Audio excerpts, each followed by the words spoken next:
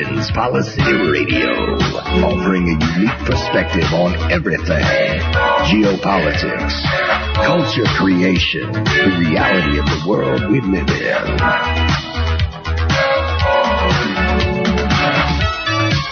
Coming to you live from New York City, your host, Pierce Redmond.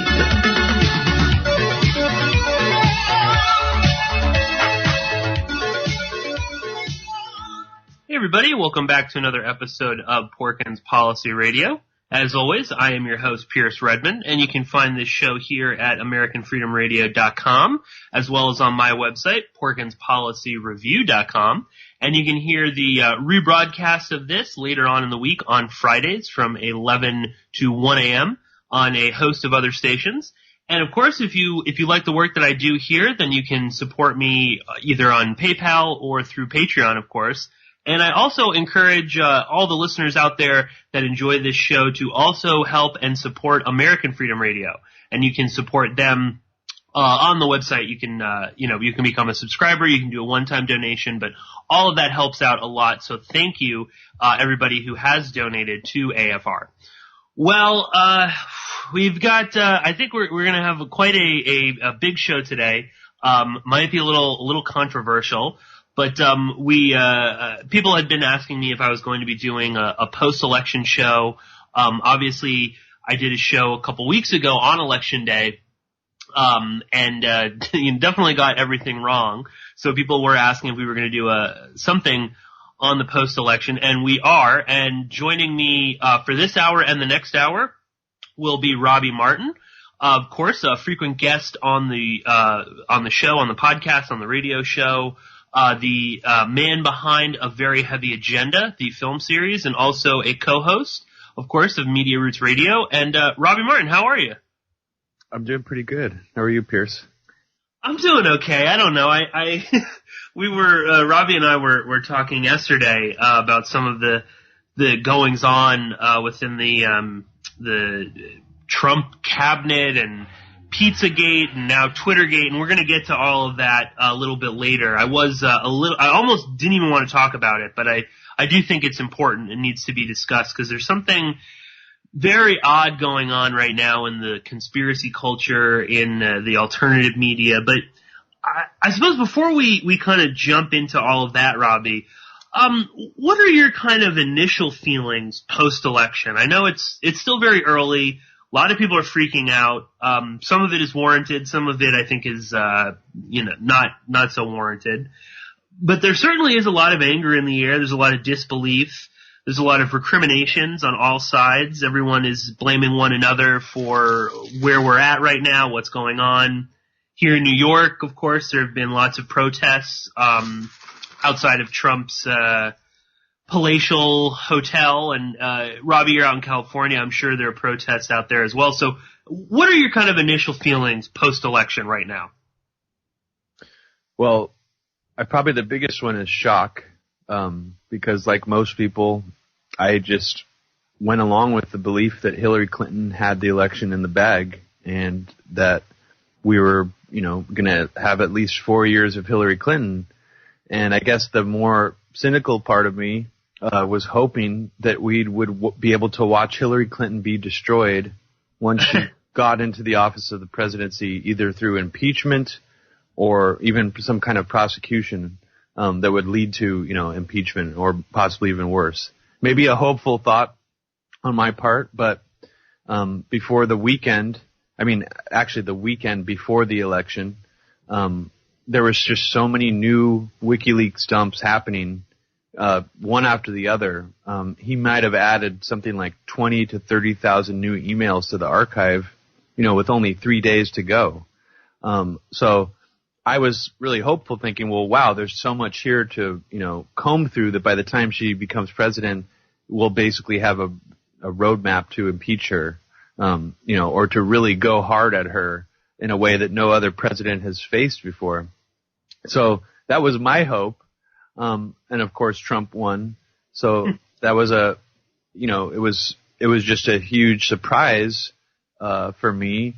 I actually feel like I owe listeners of Media Roots Radio an apology for, not being as focused on Trump as we were, or I was on Hillary. And I feel like I dropped the ball. And now I'm sort of playing catch up, trying to learn as much as I can about Trump's people, or the people that have been circling him, not just the people that it might be in his cabinet, but also neoconservatives who sort of slipped off my radar while I was making a very heavy agenda. But now looking back, I can see that there were a group of neoconservatives who didn't ever get on the Never Trump bandwagon that Bill Kristol started. So now that I've seen that more clearly, I think we're facing a very scary, at least 4-year period in the near future once he gets inaugurated. And at first, you could go back and listen to Media Roots podcasts of me and Abby and I talking about how hilarious it was that Trump was, destroying the Republican primaries. He was making the Republican Party freak out. We all loved that stuff. We thought that was great. But now that it's gotten to this point, it does seem that the more dark side of it, the more scary side of it is starting to be more clear to me. And even I think it was maybe 4 podcasts ago, we played a clip of Dilbert creator Scott Adams talking about how impressed he was at Trump's persuasive personality, not just personality, but his ability to be persuasive, that he almost had this like hypnotic power. And I think that's another scary factor to throw that into the mix. What happens with power once Trump becomes president? How will he wield that power? Obviously that power can be used for good and evil. But Trump's does seem very thin-skinned, at least so far after he, the presidency doesn't seem to have humbled him even by a small amount. So I'm kind of frightened of how that's going to play out. We've never had a president. Maybe Bill Clinton was the last president who had a similar persuasive charisma, but I think Trump is operating on a whole other level, with that kind of personality. So I guess those are my initial thoughts. Yeah, no, and I mean, I agree with you on all of that as well. I was obviously taken off guard. I mean, I knew there was a possibility, but I did kind of generally, I think along like with almost everybody else, believe that Hillary Clinton had this in the bag. And of course now, hindsight, 2020, you see, of course she didn't, and everyone is pointing out all of the missteps and whatnot. But getting beyond that, beneath the sort of shouting and the identity politics, there is, as you said, something a little bit more sinister at play. And on one side we've got, and I've spoken about this before on the show, we've got the alternative media or the, alternative community, conspiracy culture, truthers, whatever label you want to use on that. We've got all of them, loving voting, again, loving government, hating dissent, and truly believing that Trump is hope and change, to coin Obama's phrase. And of course it's drain the swamp. But that's just, a euphemism for hope and change. And they really truly are buying into this. Apparently dismissing, the hundreds of years of presidents that we've had previously, who have all, not really carried out what they're going to do. I mean, I don't know how they're really rationalizing this, but they are.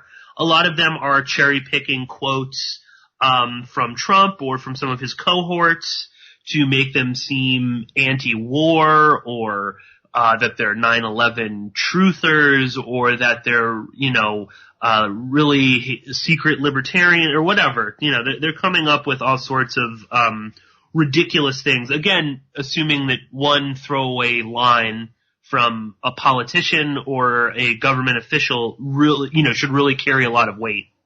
But they are kind of believing that, he is going to drain the swamp, that he is going to fulfill all of his promises. Of course, these promises are so wide-ranging. He's appealed to so many people, from people that voted for Obama who wanted change to, Klansmen and neo-Nazis and everybody kind of in between that. So obviously he's gonna start disappointing people very soon. But you're just sort of saying, that you had sort of forgotten about some of these neocons, and so did I.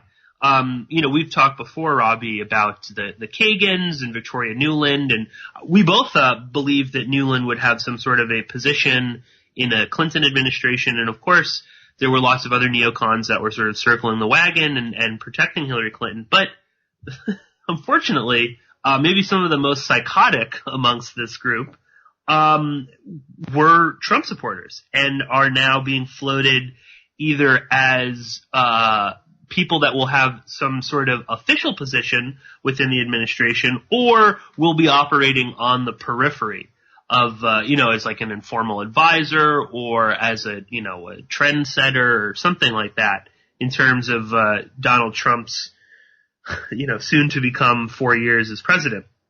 But there's a couple people within that I think are really, actually, we should be terrified. Whether you're a truther or not, you should be terrified of this, because this goes beyond just the sort of general, hawkish neocon kind of stuff. I think everyone can kind of agree, nobody wants the, warmongering neocons that want to bomb everything. But Trump is surrounding himself with some people that kind of go beyond that, and people that, again, played a direct role in either setting up the idea of 9/11 or, implanting that idea, or in the, the moments just afterwards, in the immediate aftermath, played a crucial role in crafting the world or the culture that we were in post 9/11. And Robbie, you actually pointed out a couple of these sort of, more bizarre, connections. And I guess for me, I find the Mike Pence, James Woolsey, and the Giuliani stuff to be the most interesting, in part because they're all just so crazy. But you actually pointed out that there's quite a bit of a connection between Trump's cabinet and the 2001 Anthrax attacks, which you have, you've been, studying since they happened. And this opens up the possibility for something very disturbing happening in the future. But Robbie, why don't you kind of enlighten the listeners a little bit about this? How does Mike Pence fit into the Anthrax story as we know it?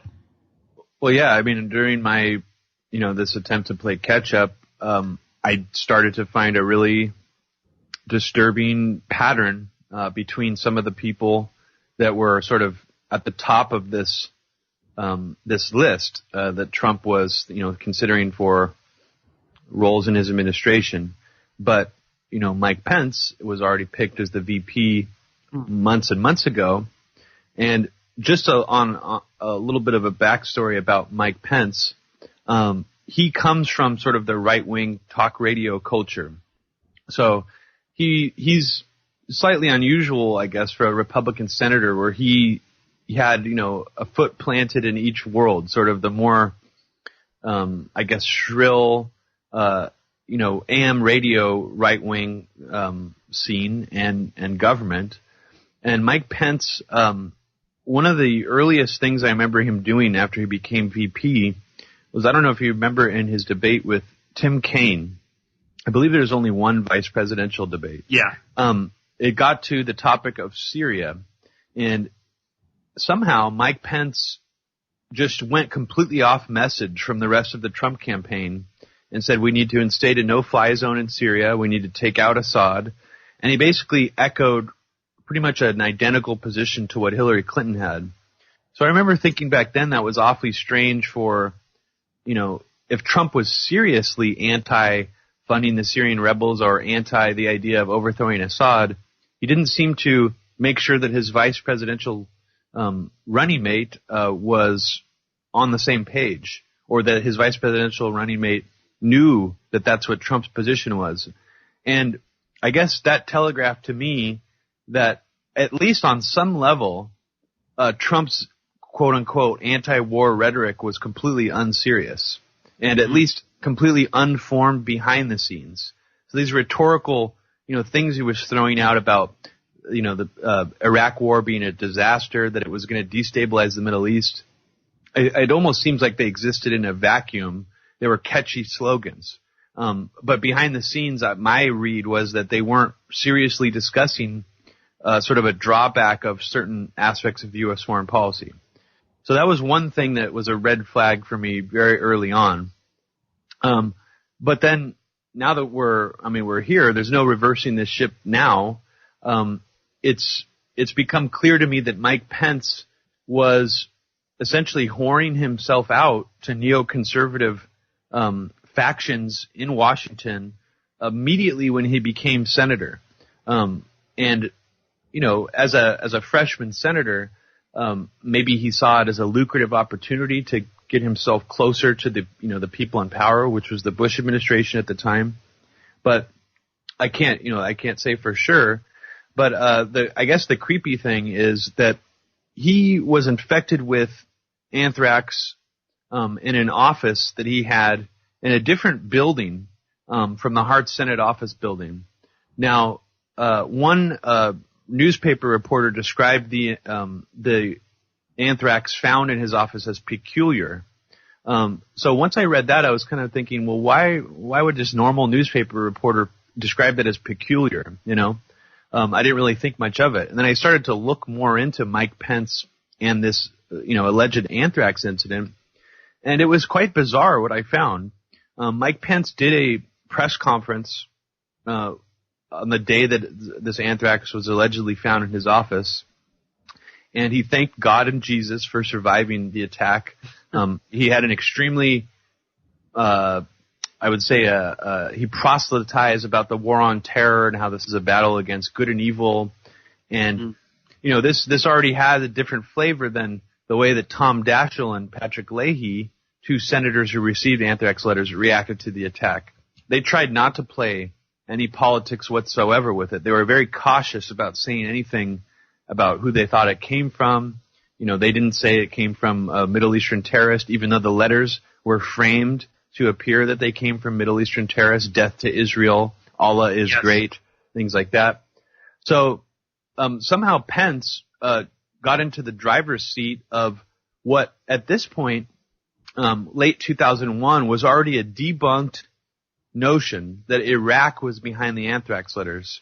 Because keep in mind, Ari Fleischer, Bush's press secretary, actually tamped down the idea that bentonite or that Iraqi additives were found in the anthrax. In October of 2001, or maybe it was actually November, Fleischer made sure to say that wasn't the direction the Bush administration was going in. It had no validity. But yet Pence continued throughout the next year. Now, I was asked on another podcast, why did it seem like the anthrax propaganda, this idea that Saddam did the anthrax, why did it only continue, until early 2002 and then sort of stop, for a whole year until we went to the UN and Colin Powell did that speech about, Iraq's WMDs. Now, I see Pence here as almost the missing piece to that, because he was one of the only people who carried over this myth into 2002. Was extremely aggressive about it for the entirety of that year. He even was writing letters and doing speeches on the House floor, trying to get the Bush administration to take a closer look at this Iraq anthrax connection. He wrote a letter to John Ashcroft demanding that they reopen the investigation and look at Iraq. So, I thought that was a very bizarre thing. And then also sort of strange thing was before getting antibiotic treatment after this anthrax was found in his office, he did a press conference and had the TV cameras from this press conference follow him to the hospital and film his family getting Cipro treatments. Now, I could speculate and say that Mike Pence might have not actually been an anthrax victim at all, but I can't say that for sure. But it is strange that, perhaps Patrick Leahy and Daschle didn't let's say they didn't echo the narrative that the Bush administration wanted to hear, or that, was intended, which was that this is another Islamic terrorism attack happening against our own government. Instead of in Manhattan, it's now an attack on our government officials. They didn't say that. So I think it's pretty safe to assume, at the very least, Mike Pence was being used as a tool to sort of come out ahead of Daschle and Leahy and really, sort of push them to the side and make this the focus again of the, what the anthrax attacks supposedly were. Obviously as a means to get us into Iraq, or at least plant in the public consciousness that, yes, this could have been the work of Iraq. Yeah, and I like I said, I wasn't really all that aware of that. And especially the fact that Pence might have been, possibly exposed to weaponized anthrax. That's pretty crazy, and is such a cornerstone, as you said, of creating and implanting the idea amongst the public that Saddam was behind this, that Saddam is connected to Al-Qaeda and to 9/11 and all of that kind of rhetoric and bullshit that was going on. And again, this is who Trump picks as his VP to drain the swamp, is someone that, again, is connected in a very specific and in a very significant way to this story.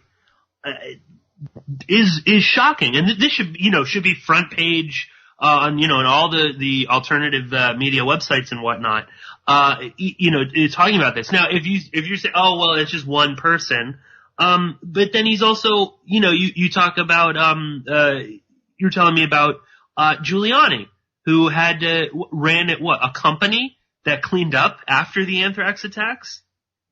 Yeah, he had a company called BioONE that he had already in place and already set up conveniently for the 2001 anthrax attacks. And we're talking about a man, as mayor of New York, who spent $17 million on a command bunker, a fortified bunker inside World Trade Center Building 7 called the Office of Emergency Management, which he says was built because of disasters like sarin gas attacks and anthrax attacks. Now, of course, Rudy Giuliani was also running a bioterror drill that was scheduled for the day before 9/11, or sorry, the day after 9/11, 9/12/01, called Operation Tripod. And I believe that was actually supposed to take place from that command bunker. So Rudy Giuliani has these strange connections to bioterror attacks, other than just his company. But his company, BioONE, is really fascinating because they actually did not disclose the amount of money they made cleaning up infected areas that had been infected by anthrax. But there's an interesting story. I think it came out in around 2005. Might have actually been in the Washington Post, that after cleaning the Florida Sun building, which is where the first anthrax victim died, Robert Stevens, BioONE, Rudy's company, actually tried to procure the building itself, or attempting to move their headquarters into the building. And also there was, just on a side note, they destroyed pretty much, I don't know if you would call it evidence, but there were so many things and files destroyed during BioONE's cleanup that there were actually several lawsuits launched against the Inquirer by people who were photographers for the Florida Sun, because they felt that BioONE had destroyed all of their archives, like their paperwork, their photos, all their files were gone. So during this cleanup process, Rudy Giuliani, his company threw out an unknown amount of documents and files from the Florida Sun. But it is very strange that we don't know how much money he made off of that one cleanup job, but just in comparison, just to give you an example of how expensive a cleanup like this would cost, one Brentwood post office in D.C., after it was contaminated with anthrax. It cost $130 million just to clean up that one post office. And here we're talking about an entire building. I mean, I don't know the exact size comparison, but I think it's safe to say that, at the very least, Rudy generated, probably tens of millions of dollars of profit just from that one cleanup job. And I'm sure there are many other, cleanups that he's done since, not just to mention the actual anthrax letters that we know were sent out and were received, but copycat anthrax attacks. If businesses wanted to be absolutely safe, they might hire Rudy's company just, to be on the safe side to decontaminate it. And there's a countless amount of those copycat anthrax letter cases out there. No, and again, there's no, we don't know what possible position Giuliani may or may not have. I know it was floated that he was going to be Attorney General. Obviously, that's no longer happening. But I think even if he's not given a official cabinet position, he will have influence. He will be some sort of informal advisor. Although I do think he will have some sort of he could be a counterterrorism czar or something like that. And again, the specter of anthrax in the background should really make the hair on the back of everyone's neck stand up.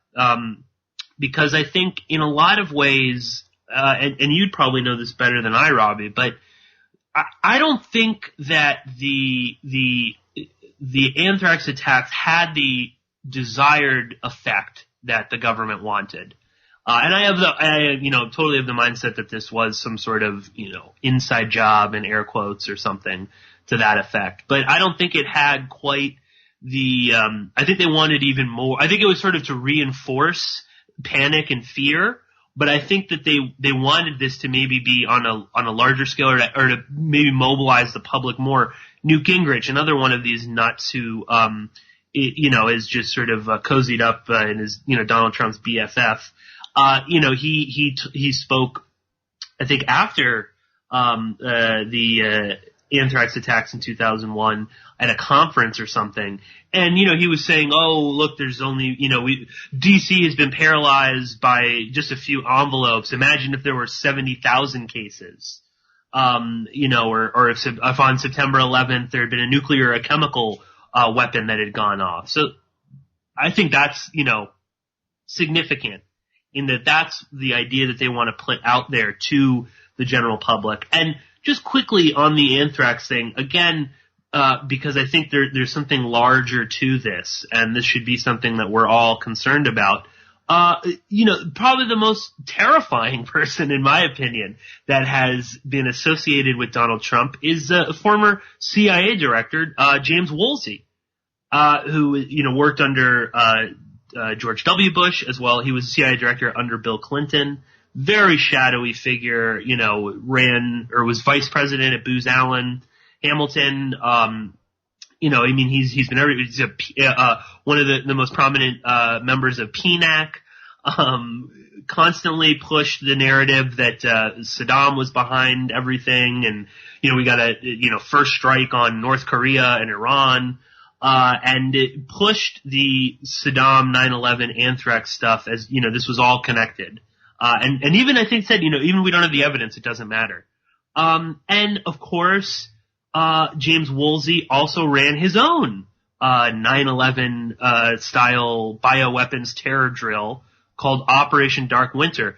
Talk about that really quickly, Robbie, because again, that was just before the anthrax attacks, and again, set it up in everyone's mind. Yeah, so James Woolsey is probably the strangest character in all of this. He was always one of the more hawkish, brash neoconservatives. And he doesn't often get lumped in with other neoconservatives because there's this overwhelming focus, especially in the internet when you look up neoconservatives, on only focusing on the Jewish neocons or the Zionist neocons. Now, while James Woolsey could be described as a Zionist by almost any descriptor, he is not a Jew.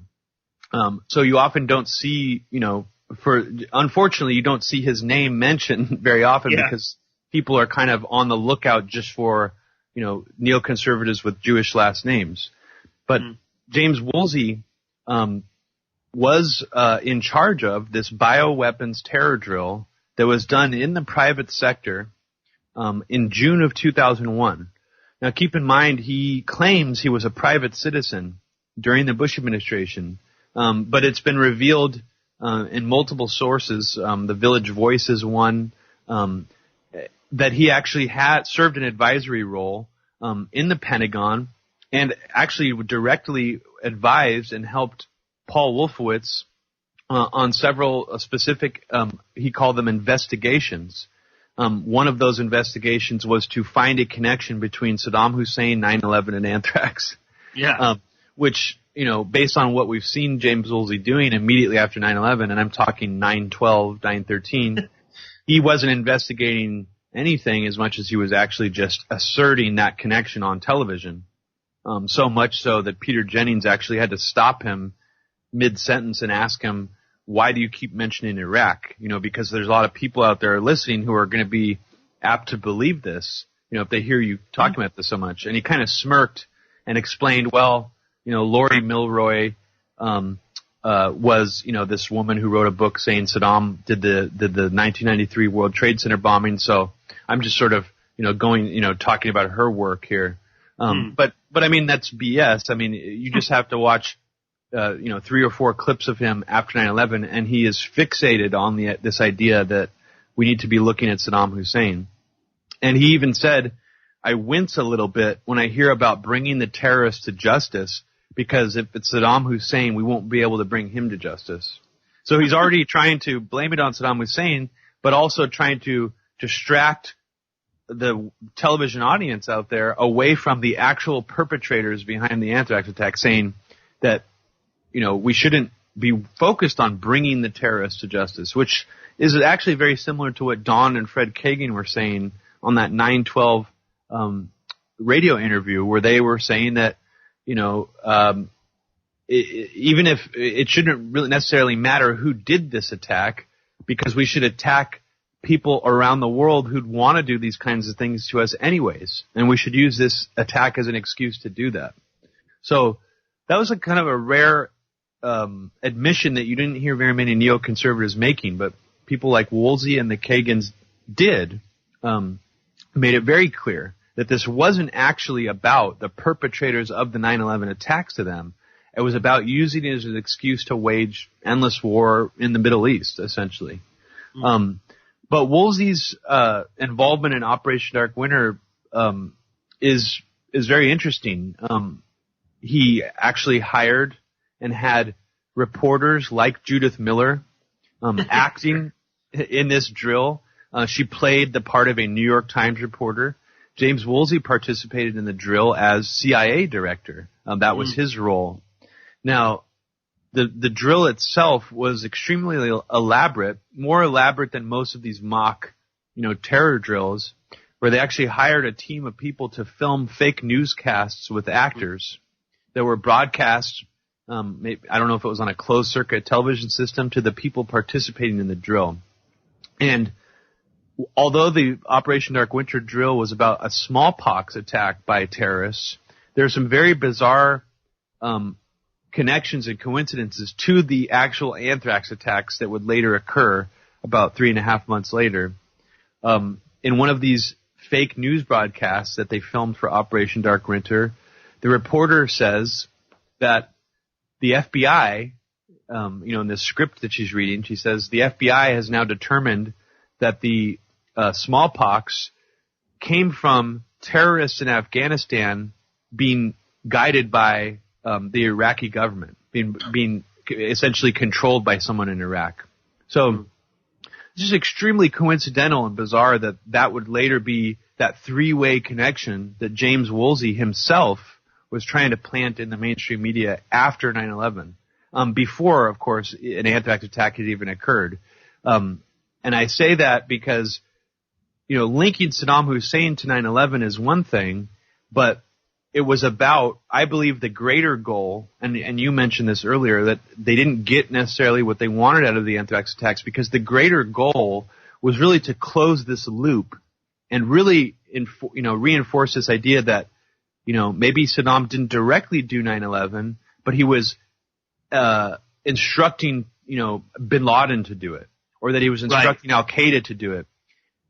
And I mean, I believe that's what Woolsey was trying to do. Maybe even having in mind that this attack would happen later down the road. I mean, we already know that the Bush administration was on Cipro the evening of 9/11. So people in the Bush administration knew somehow that an anthrax attack was imminent. And one could only really speculate about what that means. So, I mean, yeah, Woolsey is a very, very, very troubling character in all of this. And not only just because of his work in government, but because of his work in the defense sector of the private sector, working for Booz Allen and Hamilton. I mean, he even acknowledged, I think it was in, I think 2002 maybe, or 2003, where he acknowledged in a Wall Street Journal editorial that, yeah, the CIA is used as an arm of corporate espionage. And he said something along the lines of, I think it was talking about Europe, why we spy on European companies. He was saying, well, the reason why we spy on you is because you bribe. European companies get bribes, and they bribe UK government or European government officials, so we need to spy on them, basically to like push back against bribery, which I thought was just a very bizarre, rationale, but also an admission of something that, longtime critics of the CIA have noted, that it is an arm of corporate power. Well, now with that in mind, I mean, I don't understand how. I think we'll probably get more into that in the second hour, why this isn't being talked about in the so-called alternative media. But with that in mind, and again, there's other Michael Flynn, General Flynn is another nut. Gingrich again has been floated around, and John Bolton. I don't even think we need to really get into how horrible John Bolton is. Trump's soon to be CIA director, Mike. What is it? Pompeo? Yeah. It's another total insider. Just sat down with the cast and crew of Homeland. So getting ready to help them in the following years with the ideas for the TV show and season arcs and whatnot. So very tuned into this. But we said at the beginning of the hour, there's something scary about having all these people surrounding. And again, we're going to be speculating here a bit, but it does seem like, unfortunately, like we're due for a 9/11, another 9/11, or another major sort of event that will catalyze what's already kind of being laid out on the table. And when you've got these characters in the cabinet, or at least in the sort of shadows or in the background, that are all involved, or that we're all involved with, to some degree, with anthrax attacks or with putting that out there, I think that's something really scary. And I just kind of wanted to get your take on that idea, Robbie, of, why should we be so fearful?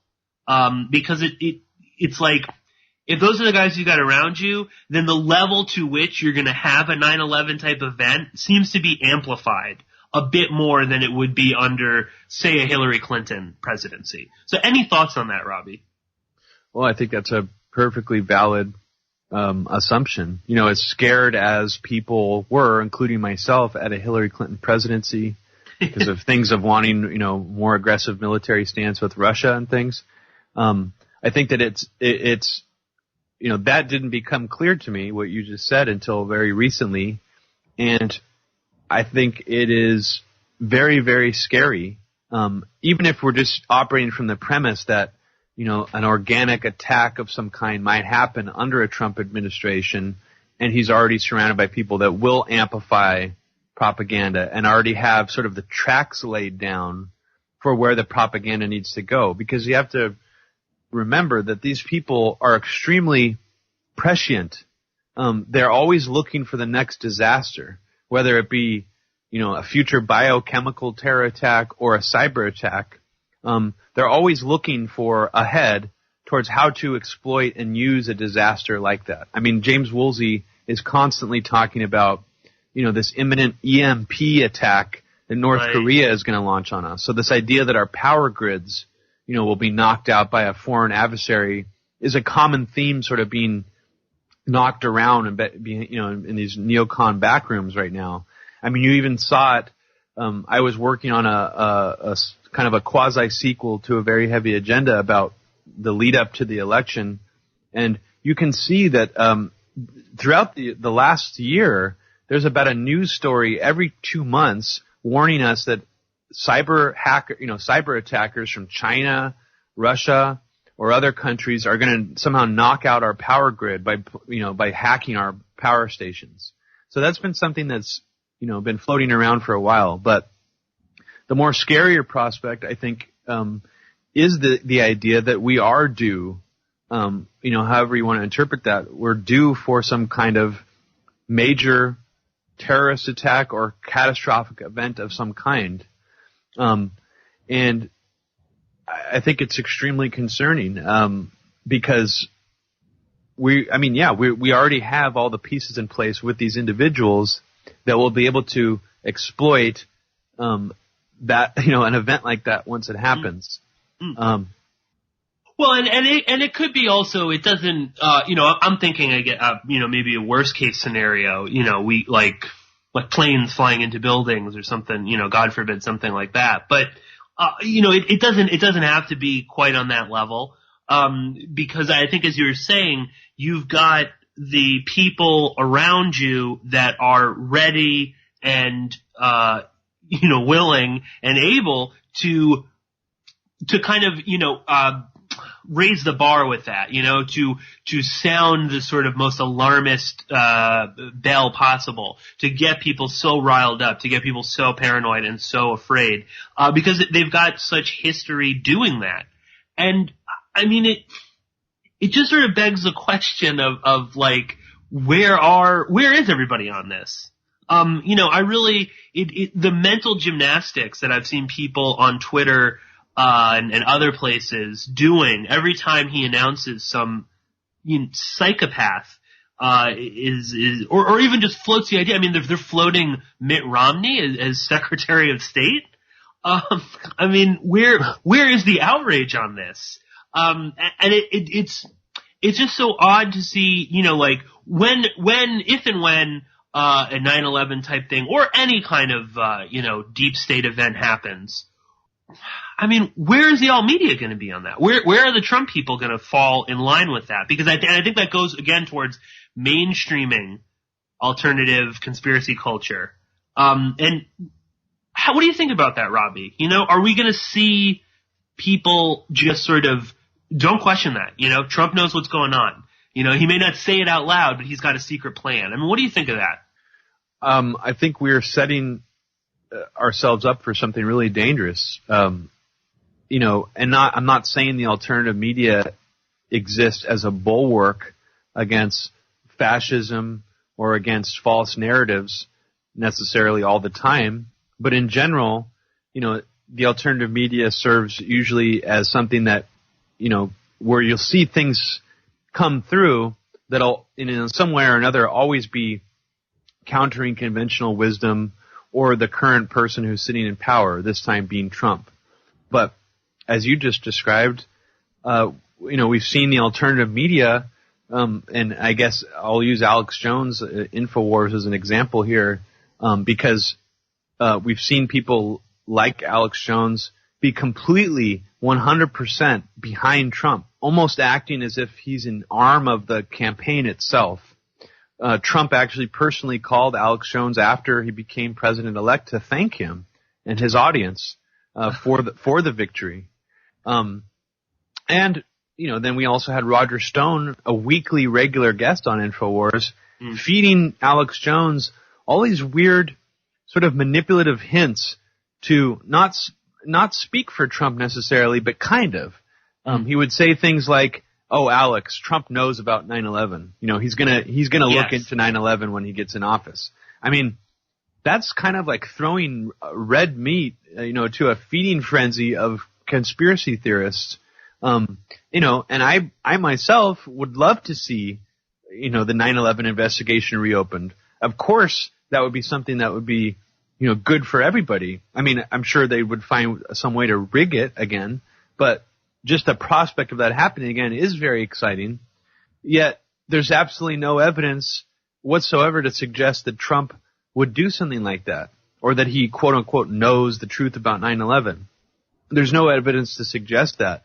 But you keep seeing these little false narratives and myths that are sort of going through the conspiracy and alternative media movement right now that are portraying Donald Trump as a truly anti-establishment candidate who is going to reinvestigate 9/11 and do all these things. I mean, in fact, there was a fake news story being circulated the last couple of weeks that said Trump was talking about Building 7 and how there's no way that could have the NIST report was a mess. It was one of his quotes or something like that. Yeah. And it turned out, even after David Icke and all these, high-profile conspiracy-type people were posting it, that the article was completely false.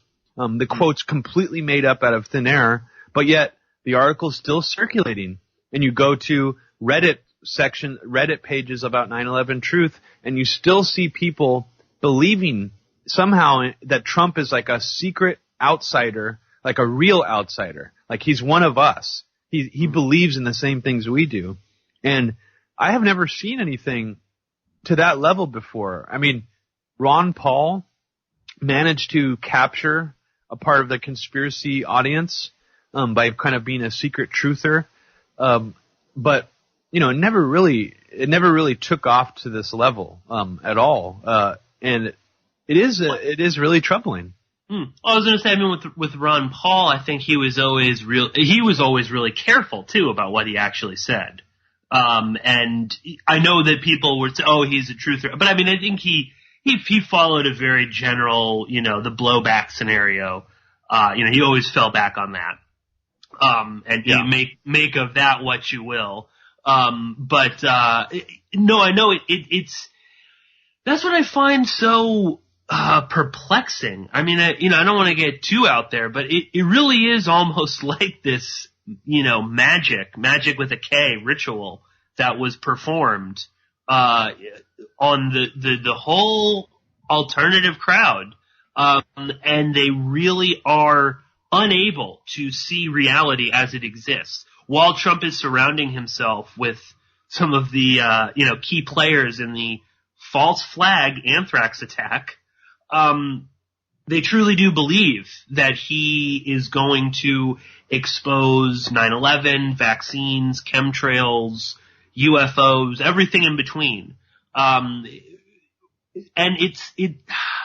I know what you mean. We can't kind of repeating ourselves how shocked we are by this, but there is something so bizarre with that. And then I think you factor on, like Steve Bannon, being elevated to some position. I mean, what is he? Chief strategist or something like that?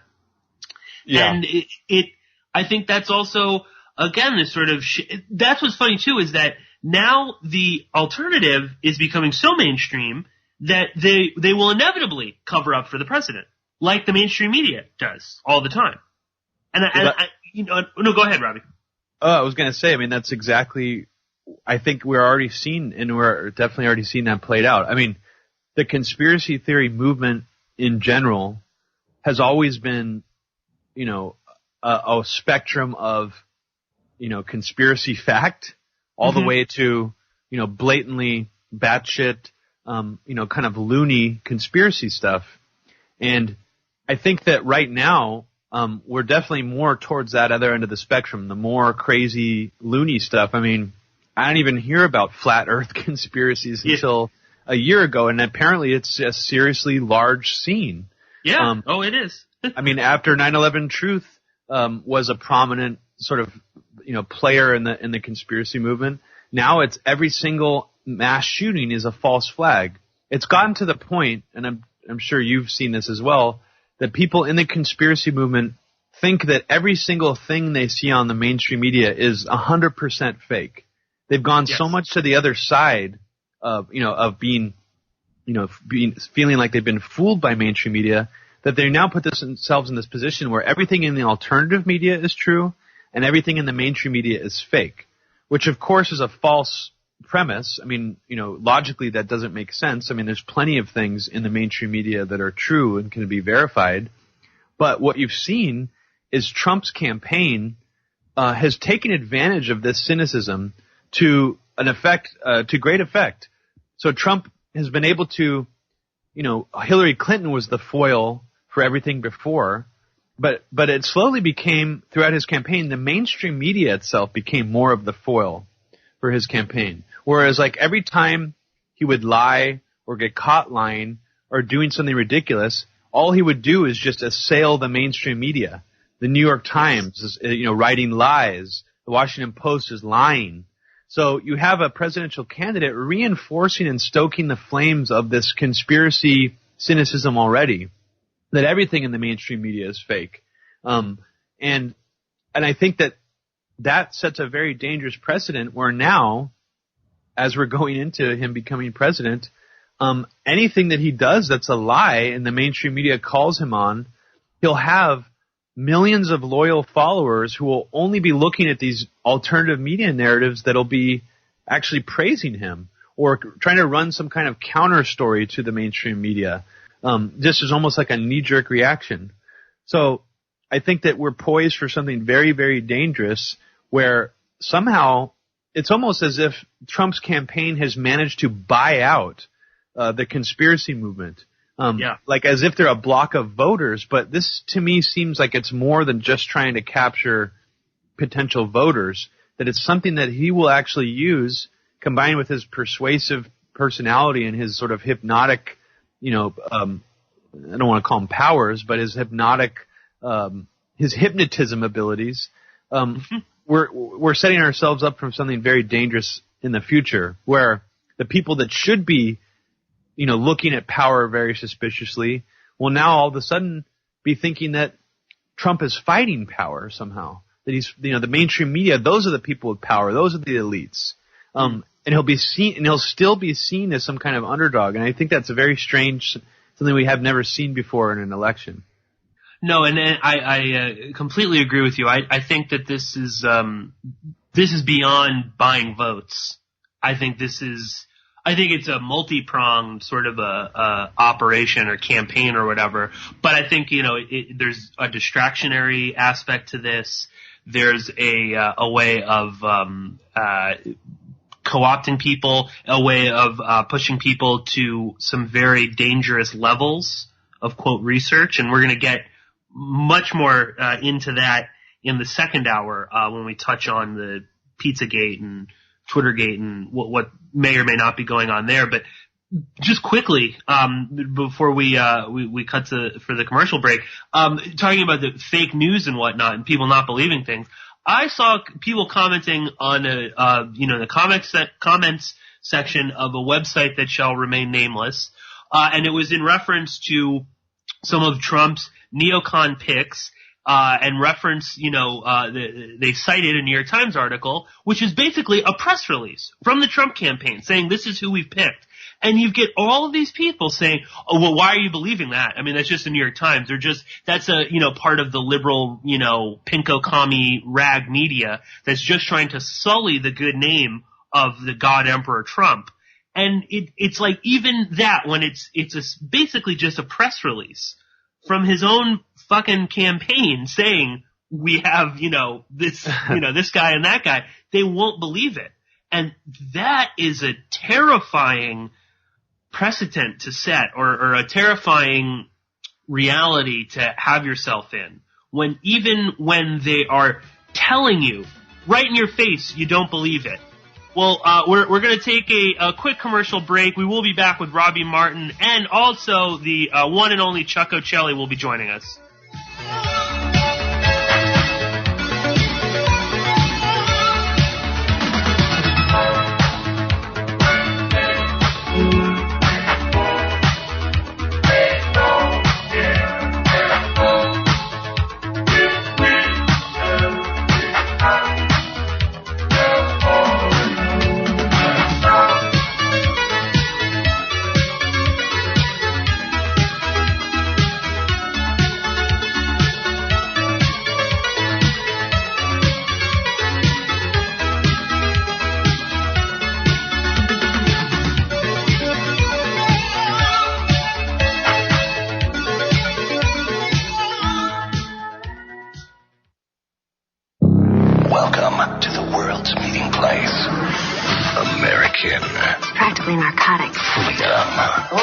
I like very much. Radio.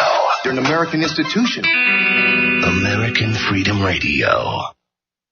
Are you feeling embarrassed and stuck because you can't focus or concentrate? I have a confession to make. I spent years unable to think clearly, like I was in a fog. I was going through the motions, running my companies, and I hated feeling groggy and mentally sluggish. I couldn't get ahead like this. It's no secret the powers that be want us dumbed down. Chemicals, fluoride, our brains are under siege, and we are experiencing lower IQs. But now there's a weapon to fight back and win. Introducing DNA Evolve, a revolutionary breakthrough in a category of cognitive enhancers called nootropics. I've been using DNA Evolve and couldn't feel better. For me, it works. It feels great to get things done again and get ahead. Try a free sample for yourself at DNAEvolveSample.com. That's DNAEvolveSample.com. Supplies are limited, so go to DNAEvolveSample.com right now. Did you know there are 3 million edible food plants on Earth, and none have the nutritional value of the hemp plant? HempUSA.org offers you hemp protein powder. It does not contain chemicals or THC, is non-GMO, and is 100% gluten-free. Hemp protein powder burns fat, builds muscle, contains 53% protein, and feeds the body the nutrients it needs. Call 888-910-4367 and see what our powder, seeds, and oil can do for you. Only at HempUSA.org. HempUSA.org introduces 3 brand new detox formulations of micro plant powder. Brain Fuel for depression, bipolar disorders, and stress. Total Care, anti-cancer agent that cleans the liver and organs and increases memory. Rejuvenate, invigorates and heals the body, mind, and spirit. These products are your alternative to pharmaceuticals. Call 888-910-4367 and like us on Facebook. We ship worldwide. Only at HempUSA.org. We all know that they're not telling us the truth. So stand up for your rights, demand the real medicine, and your right to use it and grow it. This is Rick Sensen, and you're listening to American Freedom Radio. What about show business?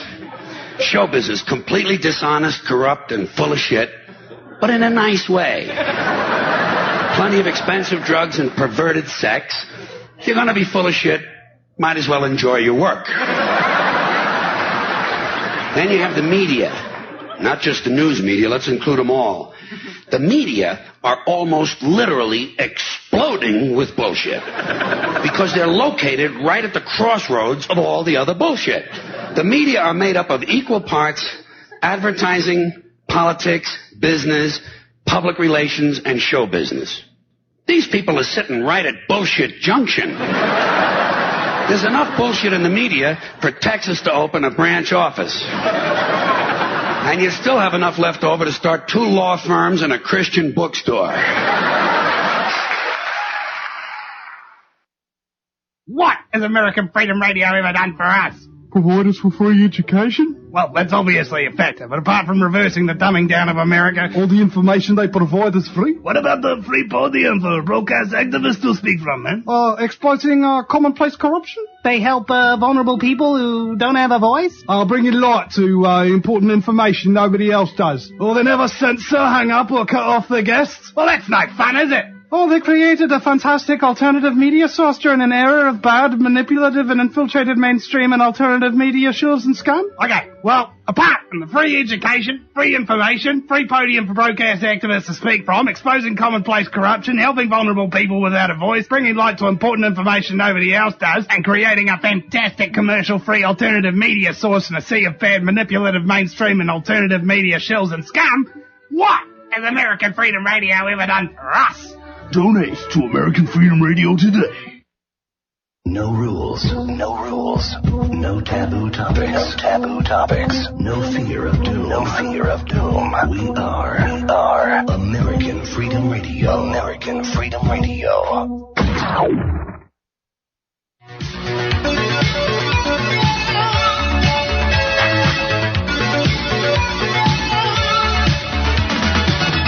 Porkins Policy Radio, offering a unique perspective on everything. Geopolitics, culture creation, the reality of the world we live in.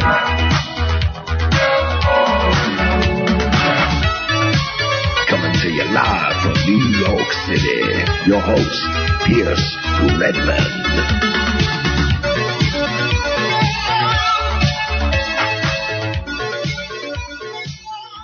Okay, everybody, welcome back to Porkins Policy Radio. I am your host, Pierce Redmond. You are listening to this right now on American Freedom Radio, AmericanFreedomRadio.com. And we are joined in the second hour by our good friend, Robbie Martin. Hopefully, Chuck Ochelli will be on the way. I think we had a few technical difficulties, but I think Chuck will pop in no time. But anyway, Robbie, we were talking in the first hour about the sort of cabinet that is surrounding Trump, and towards the end there, we started to kind of pick up on the fact that that the conspiracy community, the alternative media, they don't really seem to be focusing on all of these nut jobs surrounding Trump. But they're also, again, having trouble differentiating between reality and fiction. And, where is the alt media on a lot of this stuff? And it seems, in large part that there are, some things I think going on in the conspiracy culture that are distracting people and are kind of, consuming people's time. And I think chief among them right now, and this might be, controversial, so, cover your ears if you don't like it, but I think that that's what PizzaGate and the latest sort of iteration of that Twittergate is really all about. And I'm assuming everyone out there knows what PizzaGate is or what Twittergate is. You can look them up if you want to. This is the, PizzaGate being the alleged child sex ring that John and Tony Podesta were running or are running, and it links with this place Comet Pizza. Twittergate is even more bizarre, and this deals with two anonymous Trump supporters on Twitter supposedly discovering all of these child porn Twitter accounts and then tweeting them out and tagging the FBI in them and basically saying that this contains images of underage girls, in pornographic images, and tweeting these out for the whole world to see. And we can get into that in a little bit, but I'll just say right now off the bat, I am not really convinced of PizzaGate. I think that James Alefantis is a creep. I think he posted some very questionable things on his Instagram. I think that some of the weird stuff around some of these other people is creepy, perhaps even questionable. But there seems to be a disconnect between what these people are alleging and actual fact and evidence behind a lot of this. And it seemed like it was overnight that these things completely just took storm in the alternative media.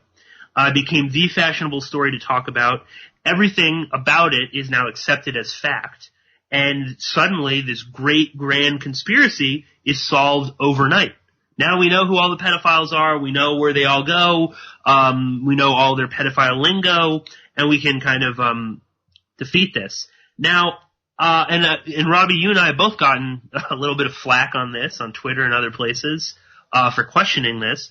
But my major reason for questioning this, beyond the fact that a lot of this is innuendo at best, there isn't necessarily any solid evidence. And I know people are going to say, oh no, you just, you haven't read the right Reddit post about it. But we should really be suspicious of the timing of this. This is very close to an upcoming deposition that convicted pedophile and good friend of Donald Trump, Jeffrey Epstein, is about to give in the Virginia Roberts or Virginia Guafiri, it's her married name. In a defamation suit she's suing Ghislaine Maxwell over. Epstein is going to give a sworn deposition sometime mid-December. He will name Donald Trump in this deposition. I don't think there's any way around him naming Donald Trump because Virginia Roberts came from Mar-a-Lago. So you've got the president of the United States about to be named in a deposition involving pedophilia. This is also, the timing is interesting because the woman who was alleging the rape lawsuit, that has been dropped. And I don't buy this. It was she made it all up. There's no evidence that she made up anything. No evidence that any journalist has about this. She was intimidated. We do know that. And she's disappeared. So you've got these two things linking the president, president-elect, God Emperor Donald Trump, to pedophilia. And instead, the focus is exclusively on Pizzagate, Twittergate, the Podestas, the Clintons. And I'm not saying that they're not involved in that kind of stuff.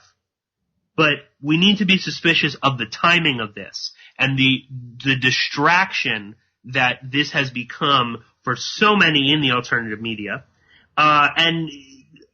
Is this a way of conflating Trump WikiLeaks in some sort of fight against the New World Order? Apparently now WikiLeaks is no longer controlled opposition. We have no questions about the scruples of Julian Assange or whatever. He is apparently also, a white knight along with Donald Trump. And I'm seeing right now that Chuck Ochelli, you've joined us. Is that right, Chuck?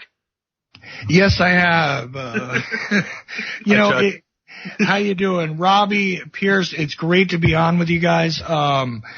Oh boy, here I am. What is it? Scumbags on the right of me, scumbags on the left, and here I am stuck in the middle with you. The whole thing is just remarkable to me. And of course, isn't it fascinating that we're having to discuss this nonsense on November 22nd of all days? Which, by the way, I just exhaustively went over for some people in England. And they didn't like all the answers I gave them, I gotta tell you. But the fact is that we find ourselves in a pretty precarious position at this point, don't we, Pierce? Well, I absolutely. And of course, anyone that is unaware, Chuck is of course referring to the November 22nd is of course when John F. Kennedy had his brains blown out in front of thousands of people. But it is a really precarious, dangerous position that we're in. And I kind of want to open this up to you guys because Robbie, you and I were talking late last night, and I was like really kind of losing it with this Pizzagate stuff, and particularly with the Twittergate, because then you had people openly tweeting what they purported to be child pornography on Twitter, and you had lots of people clicking on this and also tweeting it, and that really freaked me out. Now, I have not clicked on this stuff to see if it is authentic or not, and I discourage anybody listening to this to do not do that. You don't want to know if it's real or, I don't. Maybe you do, but if it is real, you're not unseeing those images once they're there. But there is this, I think the larger thing, we need to be suspicious of this for a variety of reasons. Like I said, the timing and whatnot. But is there more to this? Is there a larger issue with why we're obsessed with this, why we are seemingly okay with this, why we're accepting all of this? Again, how do we know we have no idea where these emails came from that are supposedly exposing Pizzagate. We now trust WikiLeaks?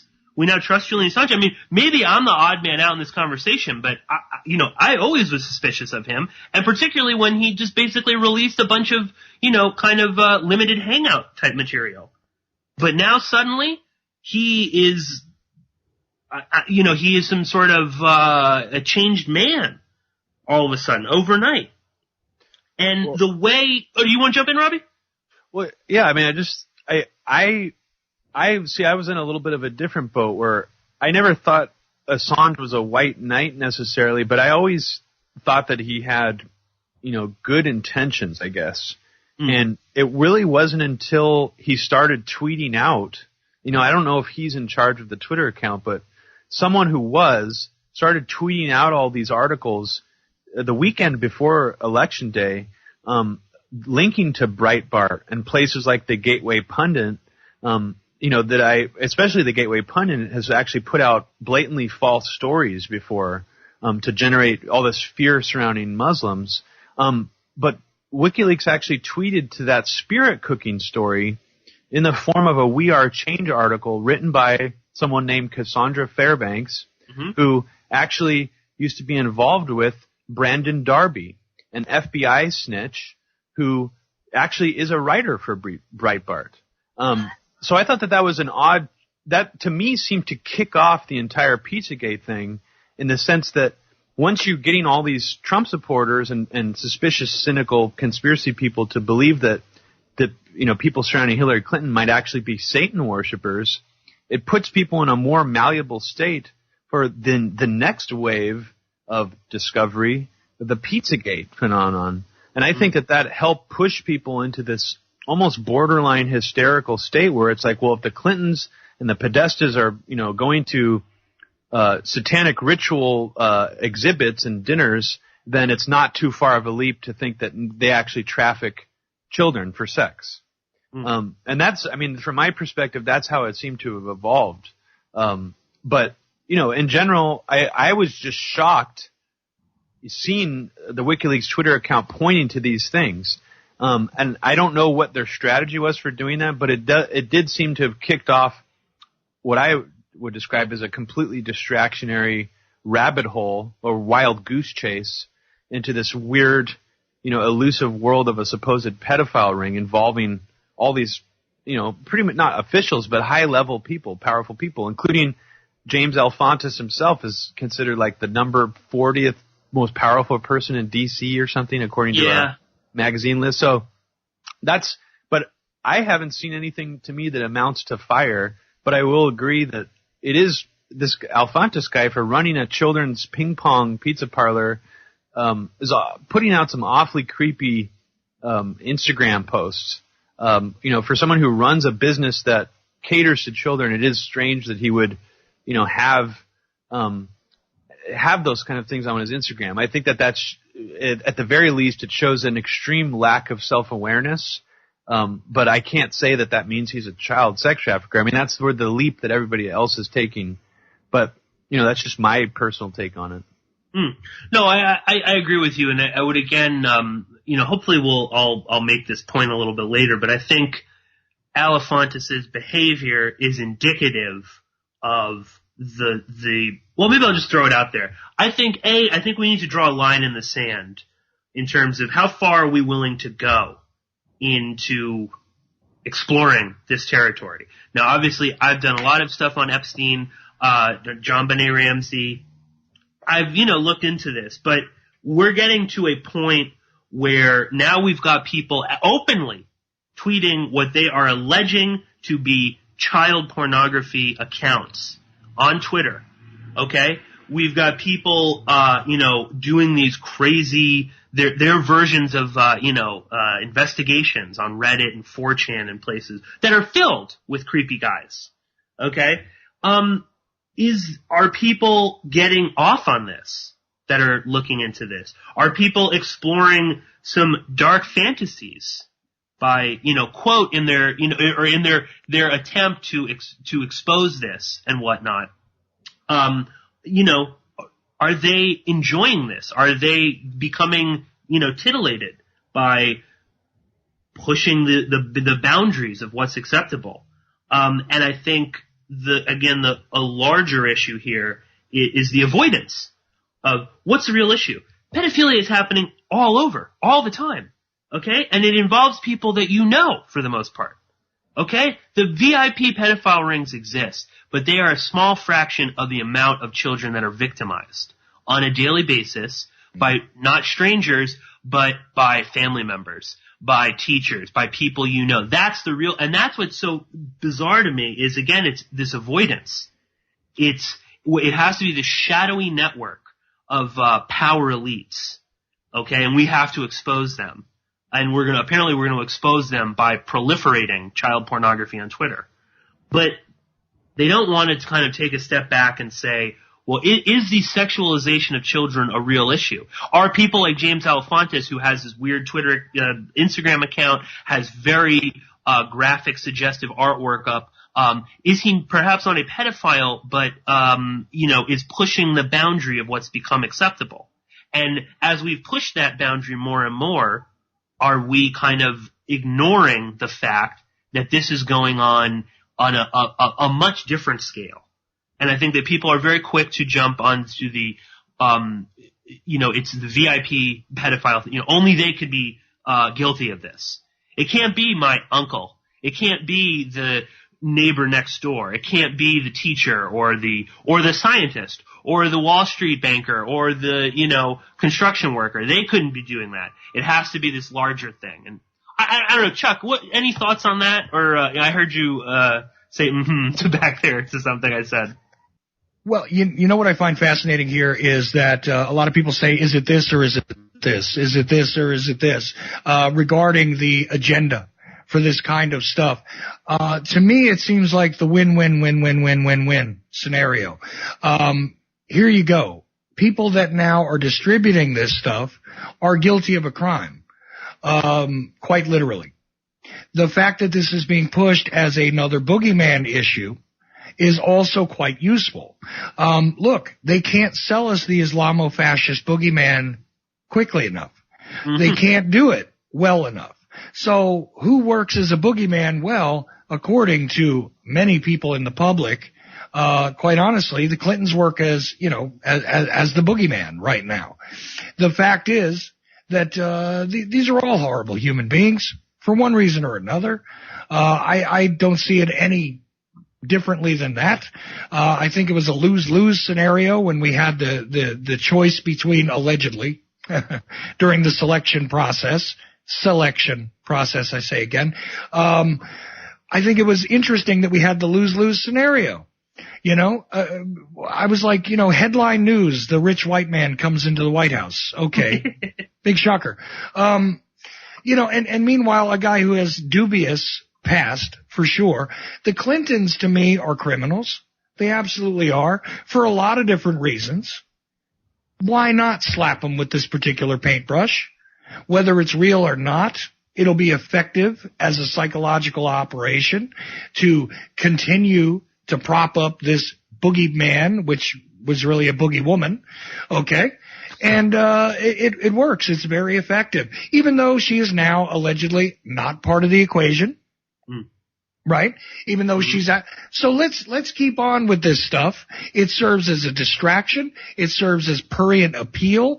It serves as a way to entrap individuals who really are damaged in some way that they would be titillated by this nonsense. All of the things that you're saying. Okay, this is why you heard me with the ums here and there, and I didn't mean to have that on. No. I like that. Yeah. But you heard that because I'm saying to myself, it's not this or this, it's all of it. You get it? And when we go back down and we take a look at the efficacy of somebody like Julian Assange, WikiLeaks, all that, to me it was always questionable, Pierce. I don't see it as anything other than controlled opposition. The timing on many things that WikiLeaks is supposedly exposing is rather curious over the years. The narratives that are developed about Julian Assange, in some circles, Hillary Clinton was getting ready to assassinate Julian Assange.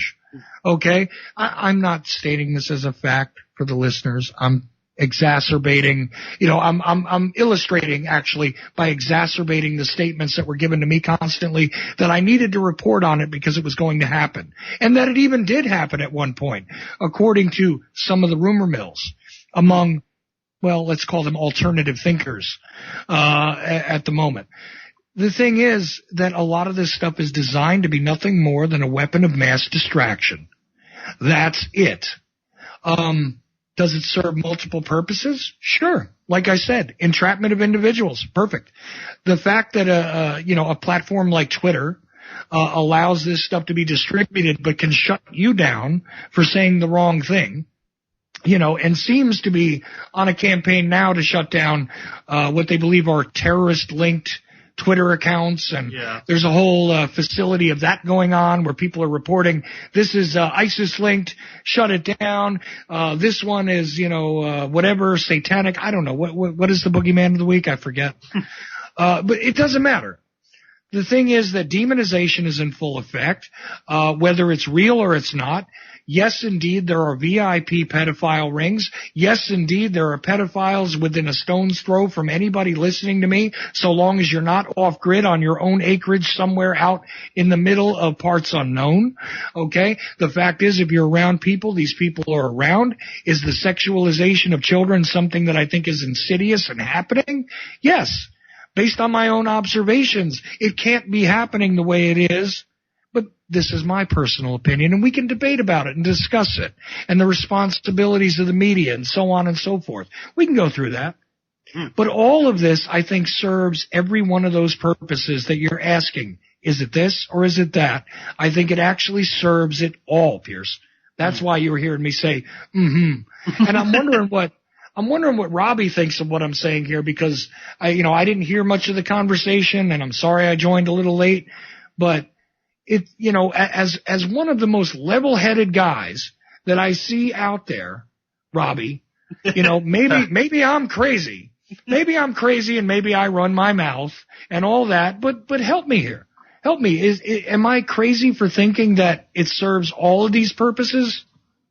No, I think I think you're absolutely right. I mean, it's Hillary Clinton was, whether correctly or incorrectly, and I believe correctly, she was portrayed as a sort of a bogeyman during Trump's campaign. And I guess what I'm curious about now is, does this just serve, and I'm more leaning towards agreeing with you, is does this just serve now as to continue that bogeyman effect while Trump is president, as almost like an avatar to deflect criticism from him?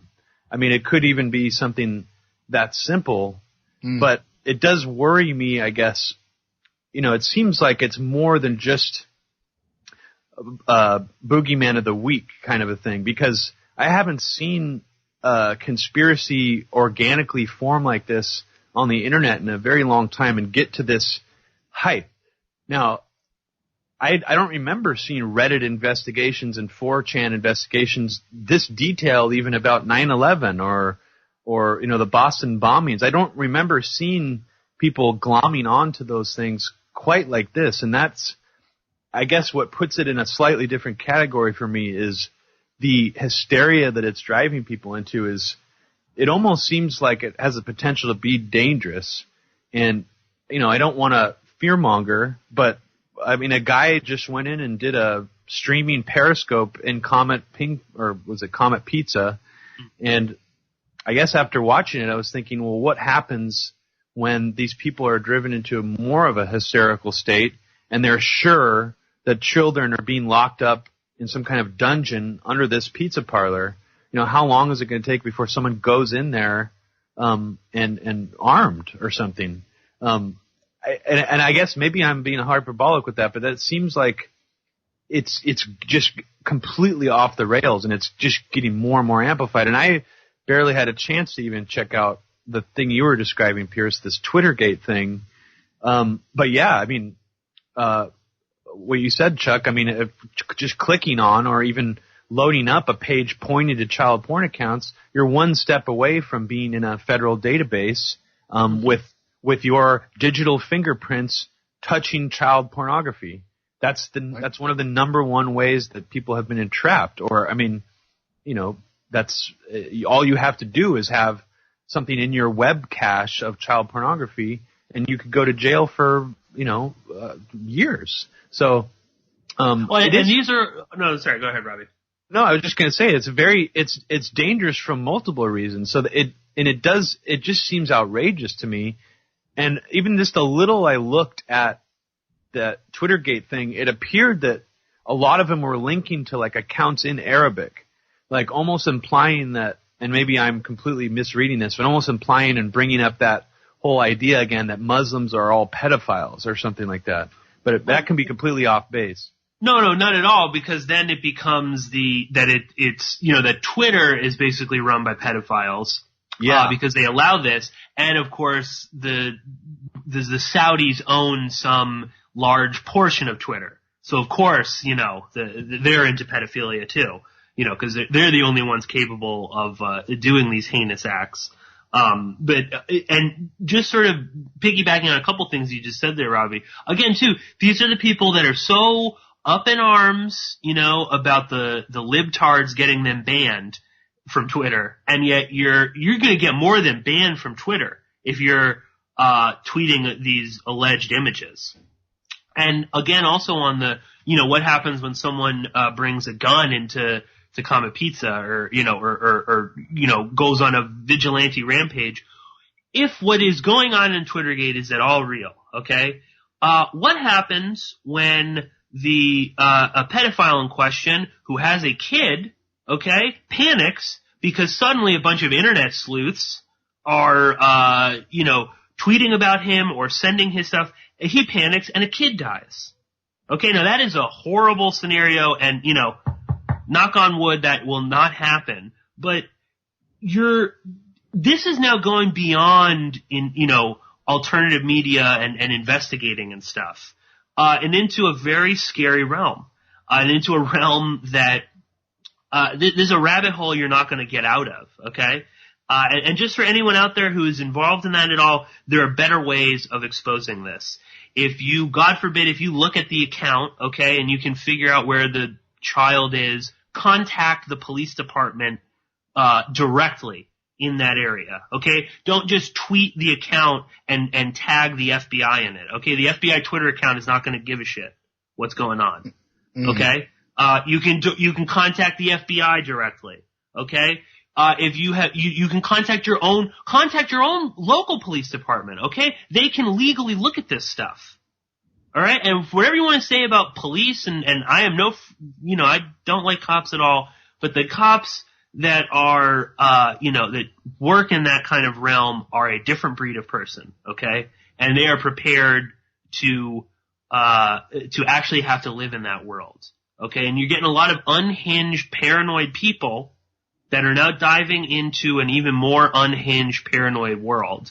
And like you said, Robbie, it's scary. There's like this like, I don't know, it's like chaos or something, and Chuck, I don't know. It's got a Salem witch trial. Oh, well, now everyone is a pedophile. Everyone is a pedo, Cause if you don't believe it, you're covering it up, you're a shill. They're gonna start blaming everyone. Again, it's like, do they not see that this is and it wouldn't take a lot of people, but, I think it's curious that it's mostly Trump supporters with the PizzaGate and definitely with Twittergate. We know, according to Roger Stone, he was in contact with Julian Assange. How do we know that pizza wasn't inserted into all of these emails? How do we know where these emails even came from? We have no idea. Well, here's another thing to remember, Pierce, that the fact is that, and I'm going to say something again that I'm sure is not going to win me any popularity contests. The fact is that we see here the seizure, upon people who are ill-informed, okay, to work in a force multiplier sense to create a mass narrative.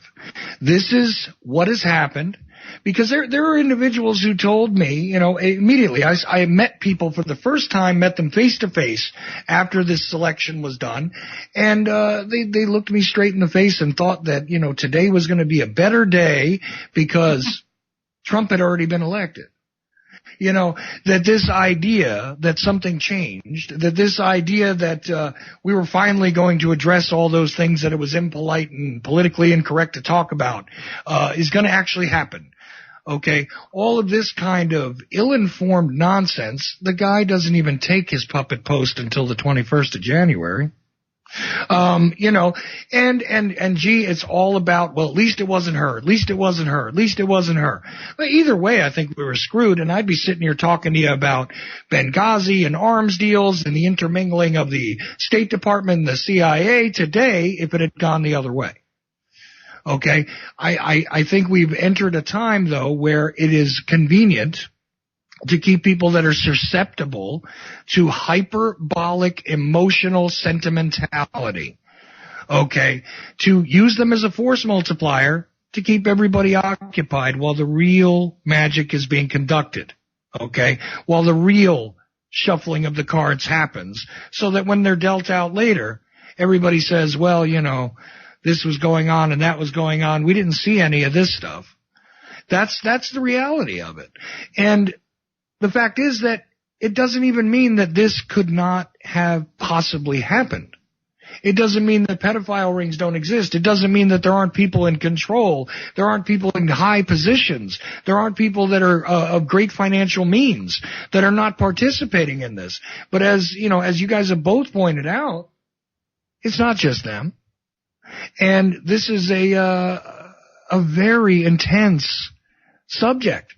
This is a very intense subject. Very prolific is this kind of behavior in society in general, honestly. And as despicable as it is, as disgusting as it is, as, seemingly esoterically dark as it can get, this is part of the reality. But when you have people obsessing on it, I don't think it's doing anybody any good. And, hey, what about the other side of the use of this kind of technology to distribute this information? Like you said, how about somebody's got a child and now they panic if they've actually struck upon the right information, because all it is part of a Twitter feed that somebody pays attention to because, I don't know, I'm thinking that pedophiles might be reading the same thing that, the people that are interested in tracking pedophiles might be reading. I don't know, the hashtags look sort of similar. Maybe it's just me. But all of these points, I think, are adequate to make at this time. We have to make these points, and we have to be very careful about the way we handle stuff like this, because the reality may not necessarily match what has been distributed on the social media or anywhere else. We have to be very careful. And it's a despicable, horrible subject that I don't like to touch it myself, but I will when it comes up. We know about the Franklin cover-up. We know about various other rings. We know about nefarious things that have been done through facilities like the churches. We know that there's been schools that have become nests for this kind of stuff. We know it's part of the reality. And it's a despicable and ugly part of the reality. But I think that we need to handle this a little differently. And it's no surprise to me that, again, you have a force multiplier in the virtual world that is causing this to emerge as, its own narrative that I'm sure has actually festered way beyond the expectations of those who designed it. And I do believe it's been done by design, and that doesn't even require me to believe that it's real or that it's fictitious or that it's partially, fabricated. It doesn't matter. The fact is that it's very convenient and very useful as a tool on multiple levels. And, that's about all I can say to what you were saying. And, again, Robbie, I'm very sure has more points to make about that. Well, while you were talking, Chuck, I couldn't help but think of this emotion, or almost just more like a vibe, that feels like, in a lot of ways, we're being transported back to the 1980s. And there are just so many strange things that have happened in the past year.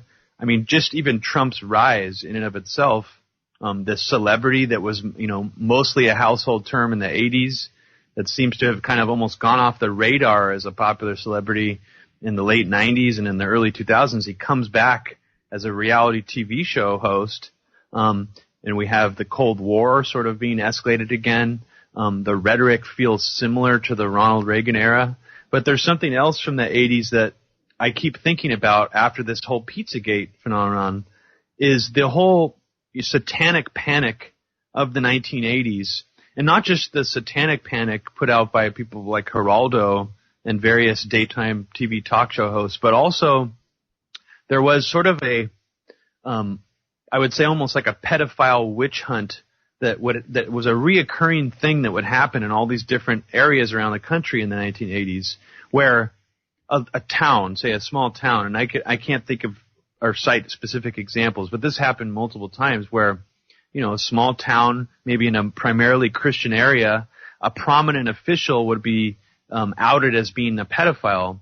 But it was almost like as a form of cognitive dissonance in that town, sort of the whole population would suffer from a form of cognitive dissonance where they would start trying to project other evil onto what was happening, almost as a way to explain how someone that they had entrusted themselves to could be just simply a sex criminal and a pedophile by saying, well, this must have been some kind of ritual, or maybe there was Satanism involved.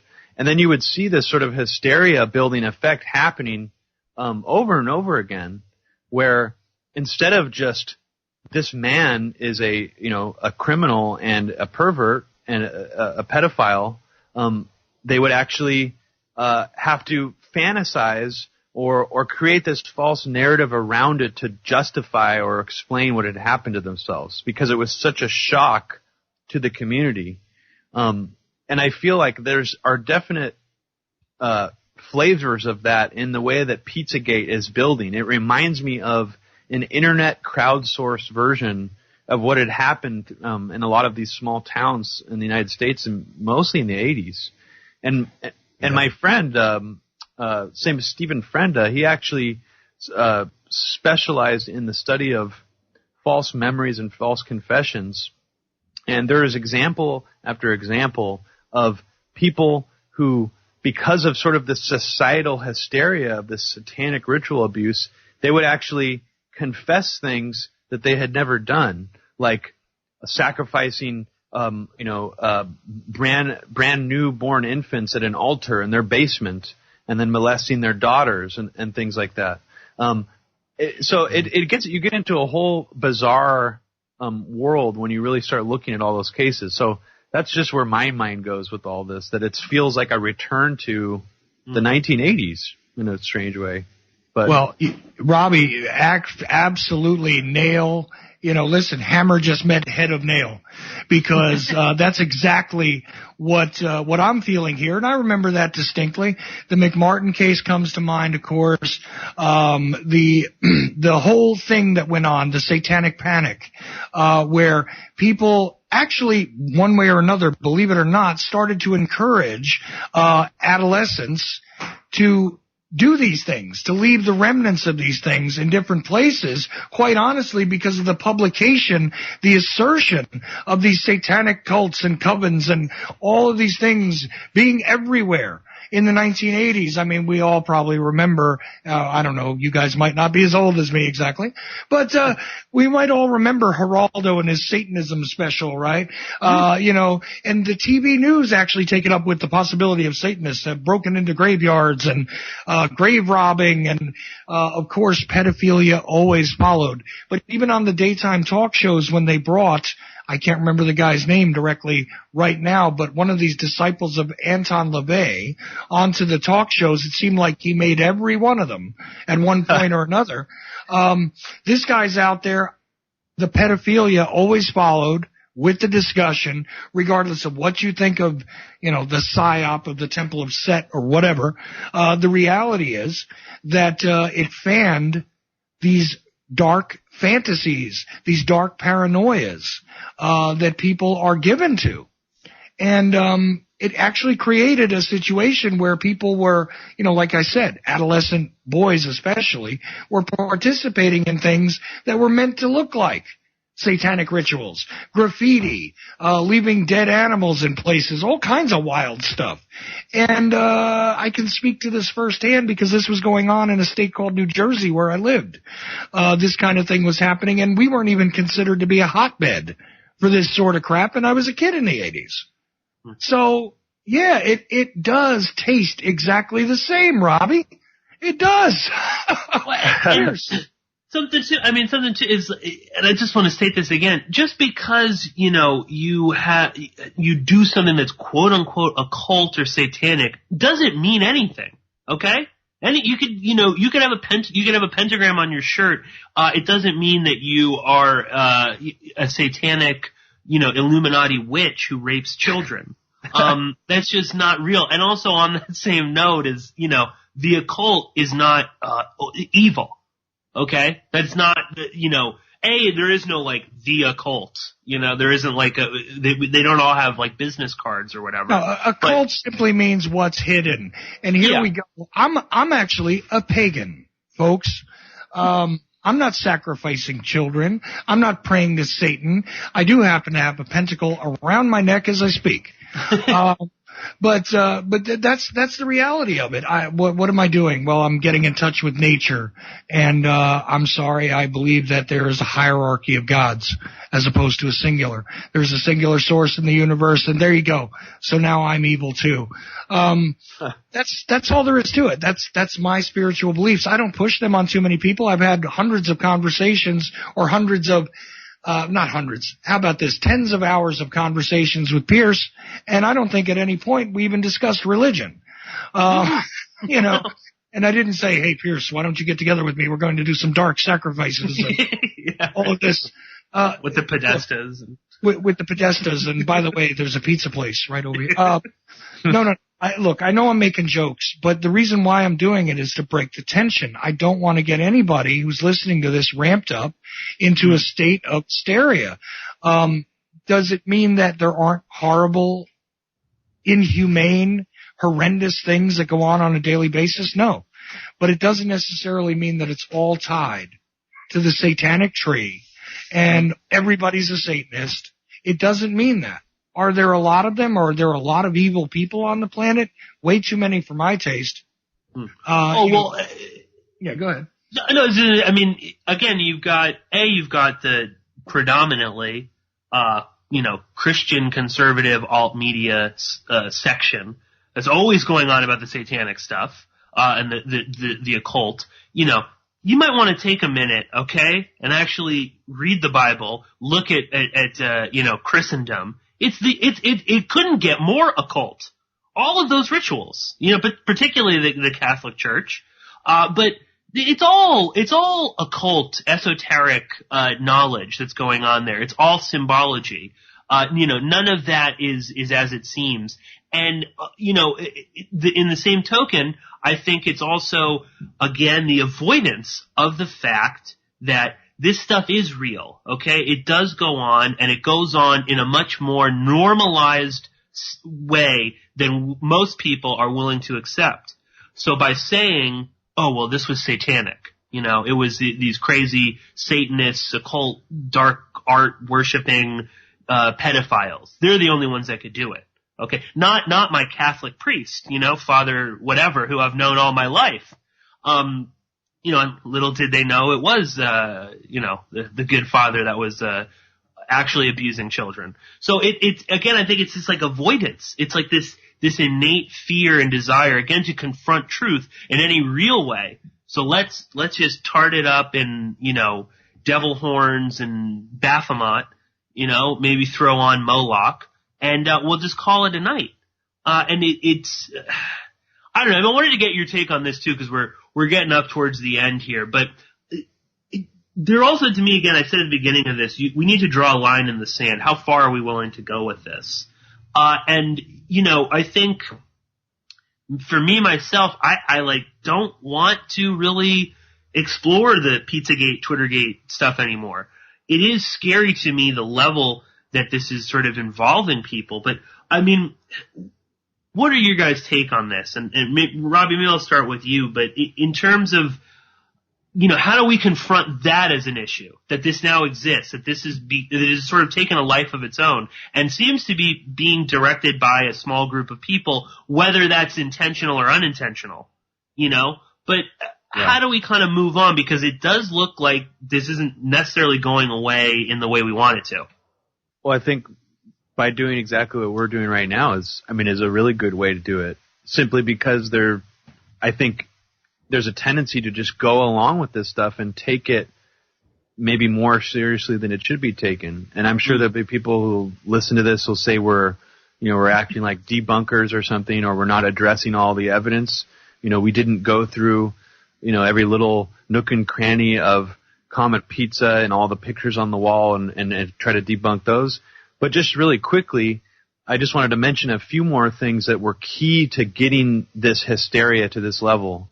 One of those things was the fact that Anthony Weiner did photograph himself with what appeared to be an erection near his son, and that got out. Now, that sort of didn't become part of Pizzagate until later, when none other than Blackwater founder Eric Prince went on a Breitbart radio show, I believe, and said that he has inside sources that the NYPD and FBI were ready to make arrests in the Anthony Weiner scandal, that it was somehow connected to the Hillary Clinton scandal. So I think that was another key element here to getting people in that world, the alternative media world. So for some reason, they trusted the word of Eric Prince to go down this rabbit hole, to think that somehow, and let's be honest here, these people do appear to be really creepy. I mean, Anthony Weiner, there's absolutely no doubt that not only is he a sex addict and a creep, he might also be a pedophile. Yeah. Based on that picture alone, that is a very insane thing to do. Now, the other aspect here is Marina Abramovich, who, if you put her in context, she's always been trying to get headlines. It wasn't just spirit cooking or whatever that, satanic ritualistic, painting that she would do with blood. She also generated headlines by doing that sort of staring exhibit that Jay-Z later used in one of his videos, where, there was this viral video of her alleged long-lost husband coming up during the exhibit and meeting her for the first time in 30 years to stare at her, and they both cried together. And I remember seeing the video circulating on Facebook as this heartwarming thing that you're supposed to cry when you watch. And to me, the whole thing just seems staged in order to generate headlines. So I think that John Podesta, it's clear that he is some kind of power-hungry creep who likes to operate in the shadows of D.C. rather than being a public figure. He does have paintings of cannibalism on his wall, and he said things like, it's better to be the man with the fork than the man on the table, and things like that. So he is one of these kind of shadowy figures who probably goes, I think he actually does go to Bohemian Grove, and watches things like the cremation of care. These people get off on wanting people to think that they are dark and evil and capable of magical, dark magical powers. I think that they get off on people thinking of them that way. But I don't think John Podesta ever was hoping that people would think he was in charge of a child sex trafficking ring involving a pizza parlor and all these different people. So, but that's where it's gone. And I'm just saying these things to try to put in context some of these things individually. And that, Tony Podesta is a creep as well. He has taste in questionable art. He's into an artist that has done things that look borderline pedophilia, paintings of children, hung up on walls and stuff like that. I'm not making excuses for any of that. I think these people are creepy people who get off on power and think that they're sophisticated by being into all these, weird, shocking, edgy artists. I put edgy in quotes. It's just kind of, to me, crappy, flaky modern art, designed to bait rich people. So that's really absolutely. That's all Marina Abramovich does, by the way.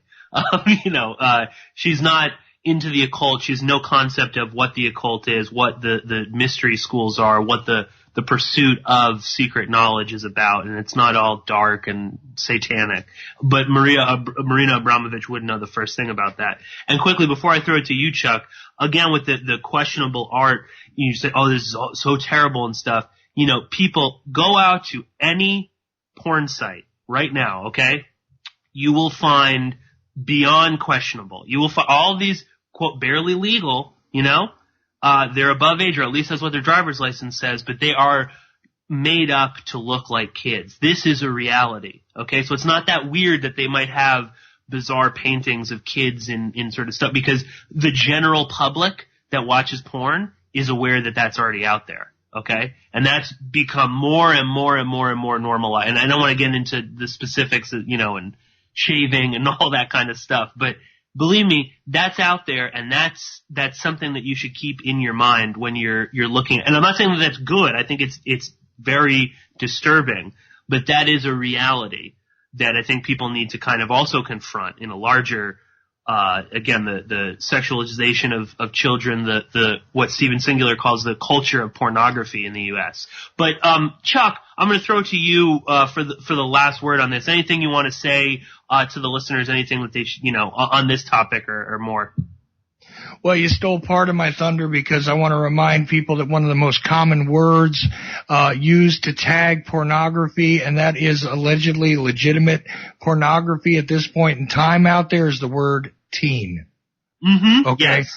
This is becoming acceptable. Am I saying that society is operating above boards when it comes to this stuff? Absolutely not. Am I saying that pedophiles don't exist and there aren't many a pedophile in a high place? Absolutely there are. Am I saying that the Clintons are not evil? Absolutely I am not, because I can't stand them and I can't stand the orange man either. Okay? That's just the way it is. I don't like the system. The system is broken. I think that the society is on its way to collapse, not just in a financial sense, but really in the sense of logic, sanity, decency, morality. And we need to question all of this. Not only the people that are, portrayed as behaving in these dark corners, but the people that are right in front of you. Like you said, Pierce, somebody is tweeting stuff out, using an open forum to effectively distribute child pornography, or at least what they're alleging to be child pornography. Well, what is the justification for that? There you go. There is none. Okay? There is none. There's no justification for the exploitation of children. There's no justification for the exploitation of the stupid either. And we're watching both happen. So keep that in mind. It doesn't mean that it's not unreal. It just means that some of it is definitely being manufactured. And we got to figure out which parts. That's the way I see it. Oh, absolutely. Couldn't agree more with what both of you guys were saying. And again, just a word to the wise, everyone out there. This might be, the hot topic. It might be what's in vogue right now in the alternative media. That doesn't mean that you need to spend your whole life and every waking moment on Reddit, on 4chan, following, the hashtags and following these certain accounts. You don't need to do that. It's okay if you want to, but I think there needs to be a shut off. There needs to be that moment of, okay, you know what? I'm going to turn this off. I'm going to do something else. I'm not going to obsess about this, because you're getting people who are, let's be honest, and I'd say that about myself too, not the most stable all the time, okay? I think nobody that gets into alternative media doesn't have a little bit of the paranoia in the back of their head. But that doesn't mean that you need to fuel it to dangerous levels, okay? And again too, we're talking about, presumably here, we're talking about kids being exploited. Let's have a little tact here, okay? Let's have a little respect for the gravity of the situation. Okay, I think that's the other thing that I want to just to everybody out there. Anyway, thank you both for joining me today. Quickly, Robbie, where can everyone go to hear your work? You can follow me on Twitter at Fluorescent Gray. I do a podcast about once every 2 weeks, and you could check out a documentary film I made called A Very Heavy Agenda at averyheavyagenda.com. Excellent. And Chuck, where can people go to listen to your work? Well, 2 hours away from now, just about, I'll be live with the Ochelli Effect here on American Freedom Radio. And I do that 5 days a week, Monday through Friday, 8 to 10 p.m. Also, I have my own website, which is Ochelli.com, Ochelli.com. And, that's basically my base of operations. Of course, you can find me out there on social media, YouTube, whatever else. But that's where it's at. And, thank you, Pierce, for involving me in this really despicable discussion that unfortunately we have to have. I'm sorry, I always have to be a little ludicrous in my statements. It's just, if we're not going to have fun with the ugly, then why do it at all? Yeah, no, definitely. Well, thank you, Robbie. Thank you, Chuck, for joining me today. Of course, you can find all of my work at PorkinsPolicyReview.com, and I will be talking to you all next week.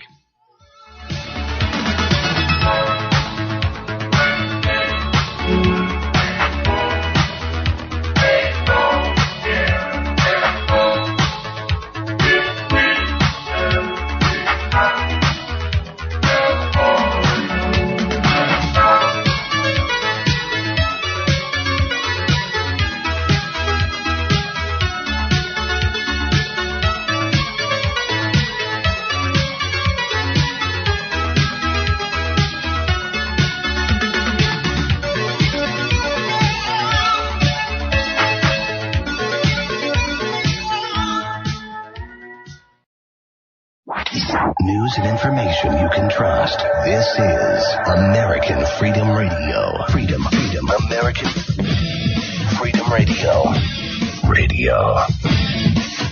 American Freedom Radio. Are you feeling embarrassed and stuck because you can't focus or concentrate? I have a confession to make. I spent years unable to think clearly, like I was in a fog. I was going through the motions, running my companies, and I hated feeling groggy and mentally sluggish. I couldn't get ahead like this. It's no secret, the powers that be want us dumbed down. Chemicals, fluoride, our brains are under siege, and we are experiencing lower IQs. But now there's a weapon to fight back and win. Introducing DNA Evolve, a revolutionary breakthrough in a category of cognitive enhancers called nootropics. I've been using DNA Evolve and couldn't feel better. For me, it works. It feels great to get things done again and get ahead. Try a free sample for yourself at DNAEvolveSample.com. That's DNAEvolveSample.com.